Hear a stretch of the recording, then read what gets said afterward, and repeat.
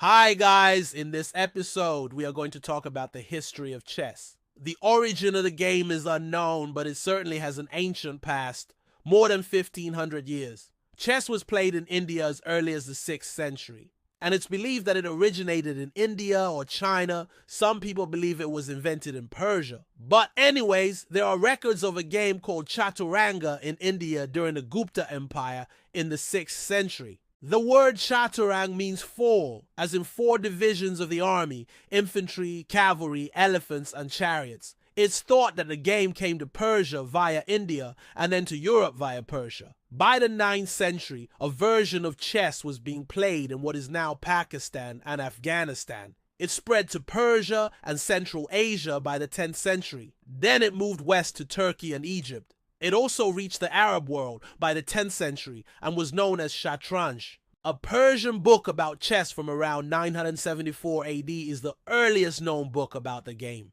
There are some people who claim that chess was brought to Europe by the Arabs, but these claims are not supported by facts. The oldest pieces found so far are from Mesopotamia and date back to 750 BC. This would have been during the time of the Caliphate, so it's possible that chess was played by Muslims in Europe. But I don't think it was very popular at the time because chess didn't really catch on in Europe until the 15th century. During the Middle Ages, chess wasn't popular in Europe. People were getting the plague and dying left and right, so they didn't really have time for fun games. But by the 15th century, people were playing chess again, and that's when it became very popular in Europe. It eventually replaced backgammon and checkers as the most played board game in Europe. In the 14th and 15th centuries, Italians started making chess sets with real historical people on them. For example, there was one that had the Italian leader and conqueror of Constantinople, the Ottoman Sultan Bayezid I.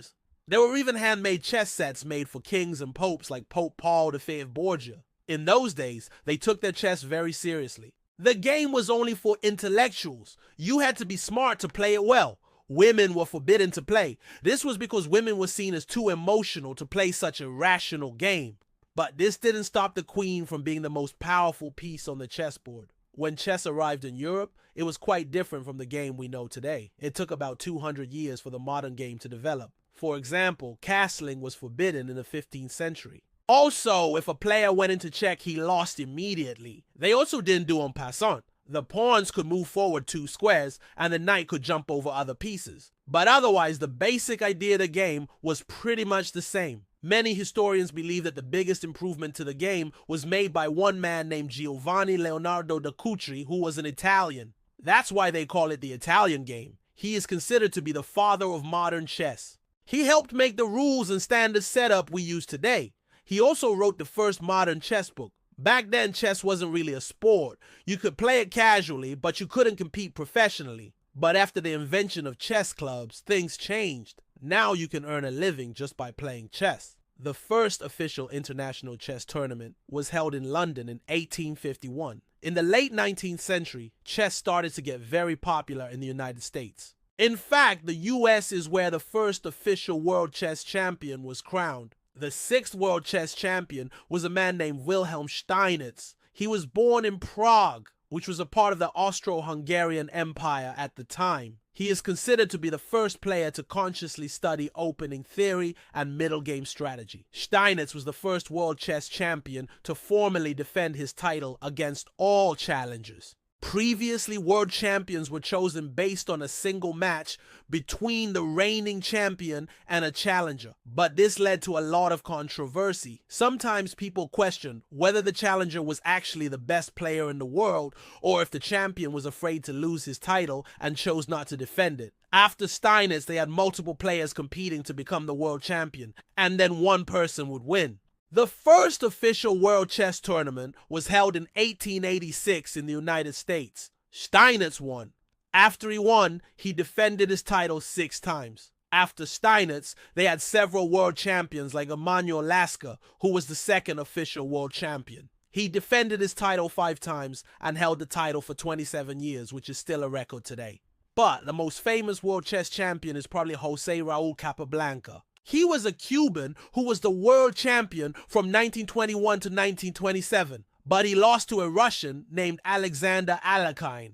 I think many of you already know about him. He is possibly the greatest player ever. But after World War II, there were many contenders for the title of world champion. They decided to hold a tournament in order to determine who should be the world champion. And the winner of that tournament was a Russian named Mikhail Botvinnik. After him, there were many world champions like Vasily Smyslov, who was the first world champion to use a computer to analyze his games. Then there was a guy named Mikhail Tal, who was known for his brilliant attacking style. He never became the world champion, but he did beat Botvinnik in a tournament in 1960.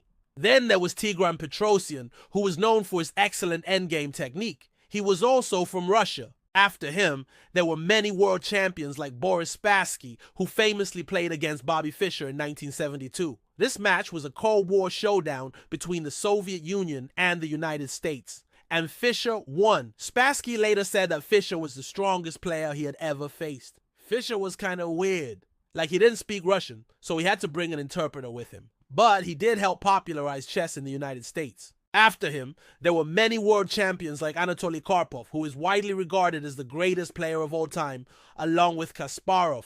They were rivals. Karpov actually beat Kasparov in a match in 1984, but Kasparov got his revenge by beating Karpov in 1985. But now let's talk about the current world champion. Magnus Carlsen is the current world chess champion.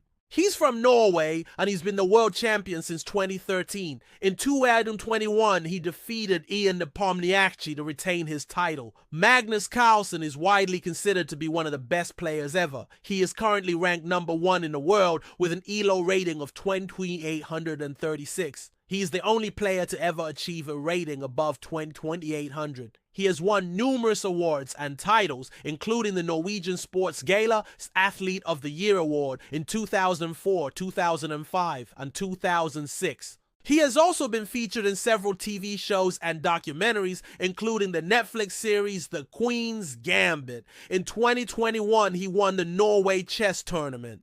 Alright guys, thanks for watching. If you liked it, please subscribe. Thank you very much. Bye.